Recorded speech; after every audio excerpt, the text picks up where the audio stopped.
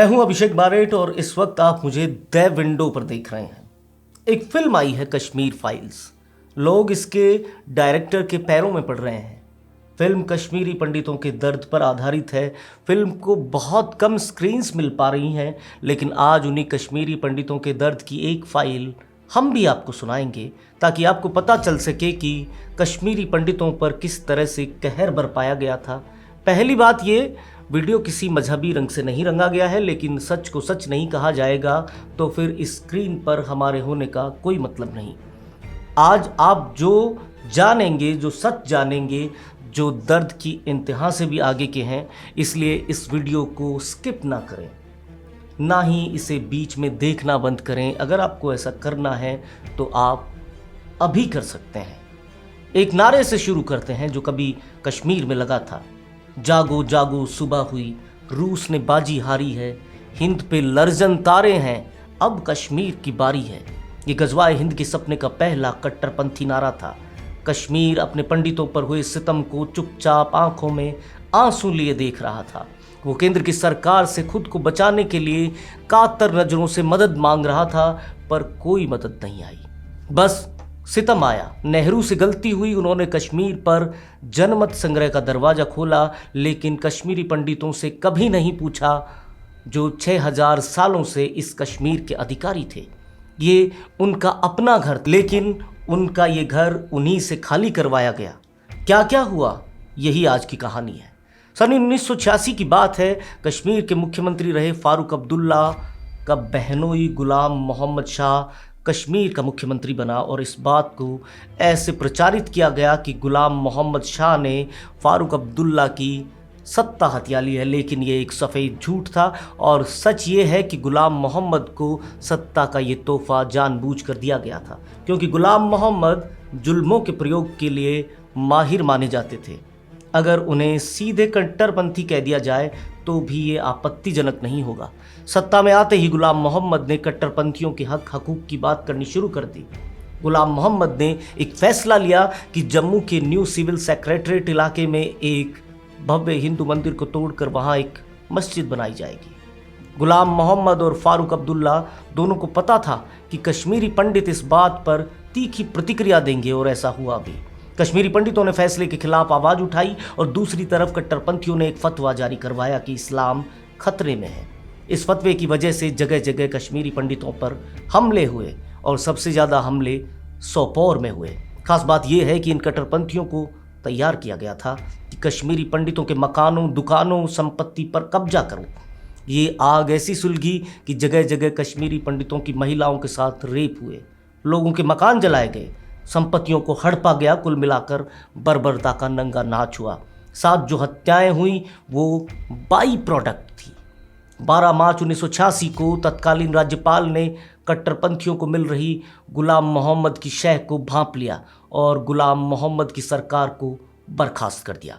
लेकिन जगमोहन, जो उस वक्त तत्कालीन राज्यपाल थे, गुलाम मोहम्मद और इस कांड के पार्श्व में छुपे फारूक अब्दुल्ला को कुछ समय तक ही रोक पाए।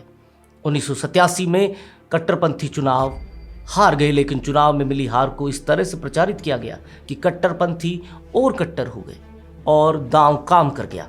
फिर से कश्मीर में नारा गूंजा, इस्लाम खतरे में है और आज़ादी लहू के कतरे में है। इसका परिणाम ये हुआ कि 1988 में कट्टरपंथियों ने जम्मू कश्मीर लिबरेशन फ्रंट का गठन किया, लेकिन कट्टरपंथी विचारधारा के इस संगठन को केंद्र की सरकार ने रोकने की कोशिश नहीं की। फैनेटिसिज्म लोकतंत्र में फिट किया गया, पर भारत के संविधान के खिलाफ तैयार हुए इस कट्टरपंथी संगठन पर कोई पाबंदी कभी नहीं लगाई गई। सेना तैयार थी, लेकिन हुक्मरानों ने हुक्म नहीं दिया कि इस संगठन से जुड़े कट्टरपंथियों को वो माकूल जवाब दे सके। इन कट्टरपंथियों के खिलाफ एक आवाज़ उठी, और वो उठाई पंडित टीकाराम टपलू ने। लेकिन इस आवाज़ की कीमत उन्हें चुकानी पड़ी, और 14 सितंबर 1989 को सरे बाजार भीड़ के बीच में टीकाराम टपलू की हत्या कर दी गई। पूरे कश्मीर और दीगर हिंदुस्तान में कोई आवाज़ इसके खिलाफ नहीं उठी, क्योंकि लोग इसे अभी लोकतांत्रिक ही मान रहे थे, जबकि सरकारों को पता था कि कश्मीर में अब लोकतंत्र की जगह कट्टरपंथी विचारधारा ने ले ली है। 1.5 महीना ही बीता था कि हौसले से लबरेज कट्टरपंथियों ने एक और बर्बर कदम उठाया। ये हौसला उनमें इसलिए आ गया था कि टीकाराम के हत्यारों को अभी तक पकड़ा नहीं गया। कट्टरपंथियों ने पूर्व जज नीलकंठ गंजू की भी हत्या कर दी थी, क्योंकि नीलकंठ गंजू ने एक कट्टरपंथी को मौत की सजा सुनाई थी। नीलकंठ गंजू की पत्नी का अपहरण कर लिया गया, जो आज तक लापता है। इसके अलावा प्रेमनाथ भट्ट की हत्या हुई। 4 जनवरी 1990 को कश्मीरी पंडितों को उस वक्त उनके जीवन का सबसे बड़ा झटका लगा, जब कश्मीरी अखबार आफ्ताब में हिजबुल मुजाहिदीन ने एक विज्ञापन नहीं बल्कि एक खबर छपवाई कि कश्मीरी पंडित कश्मीर छोड़कर चले जाएं। ये खबर सिर्फ इसी अखबार में नहीं बल्कि एक दूसरे अखबार अल सफा में भी छपी। कट्टरपंथियों ने कश्मीरी मस्जिदों के लाउडस्पीकर्स पर बंदूक के जोर पर फतवे जारी करवाए। आप अंदाजा लगाइए कि किराए के लाउडस्पीकर घरों की छतों पर टांगे गए और कश्मीरी जबान में नारे लगे, असी गची पाकिस्तान, बटव रोआस्ता बट नेवसान, यानी हमें पाकिस्तान चाहिए, पंडितों के बगैर पर उनकी औरतों के साथ। हम क्या चाहते, आज़ादी। आज़ादी का मतलब क्या, ला इलाहा इल्लल्लाह। अगर कश्मीर में रहना होगा अल्लाह अकबर कहना होगा। यहाँ क्या चलेगा, निज़ाम मुस्तफ़ा, ए जालिमों ए काफिरों, कश्मीर हमारा छोड़ दो। रात 8 बजे फिर लाउडस्पीकर गूंजने लगे और उसी रात कश्मीरी पंडितों को जिस हालत में वो थे उसी हालत में कश्मीर छोड़ना पड़ा। लेकिन जुल्म अभी बाकी है।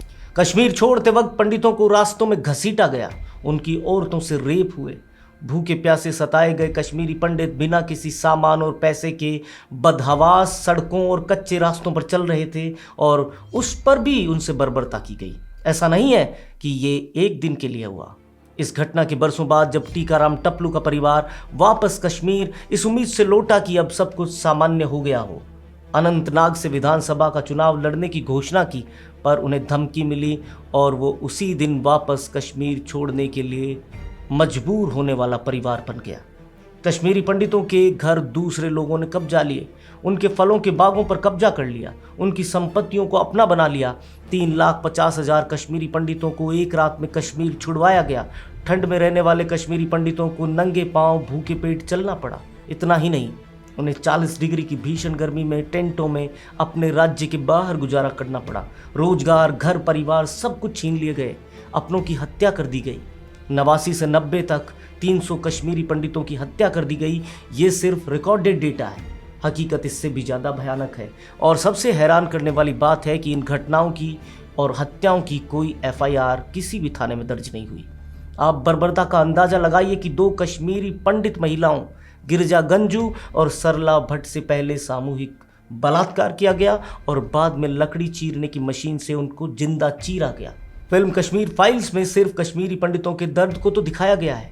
एक फिल्मकार इससे ज़्यादा कर भी क्या सकता है।